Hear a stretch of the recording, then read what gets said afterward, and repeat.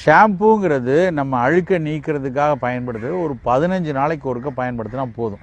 அதுவும் வந்து இயற்கையாக வீட்டிலையே நல்ல பாசிப்பருப்பு மாவு, பூவந்தி கொட்டை இதெல்லாம் போட்டு, பூவந்தி காய்னு ஒரு காய் இருக்குது, அதுக்கு பேரே சோப்பு காய்னு கடையில் சொல்லுவாங்க.